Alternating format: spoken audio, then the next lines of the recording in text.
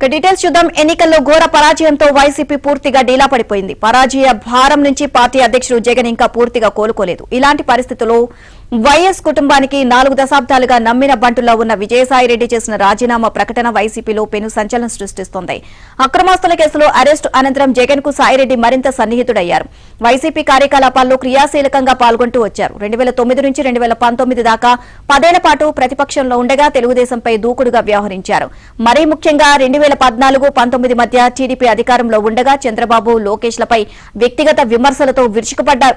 ఒక రకంగా చెప్పాలంటే తన స్థాయికి, హుందాకు తగని వ్యాఖ్యలు చేస్తూ వివాదాస్పదుడిగా ముద్ర వేయించుకున్నారు.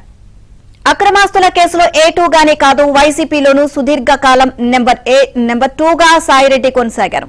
పార్టీలో సజ్జల రామకృష్ణారెడ్డి క్రియాశీలకం అయ్యాక సాయిరెడ్డి పరిస్థితి మారిపోయింది.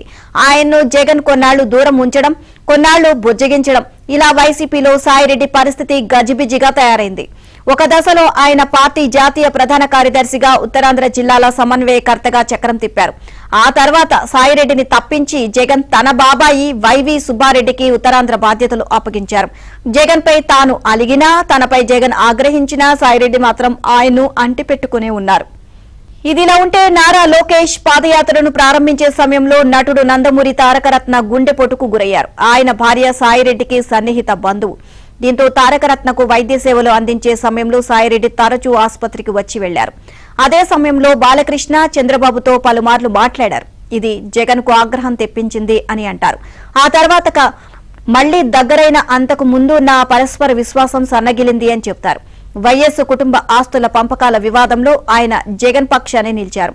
వైఎస్ విజయలక్ష్మి, షర్మిలపై విమర్శలు గుప్పించి వారికి చెడ్డయ్యారు.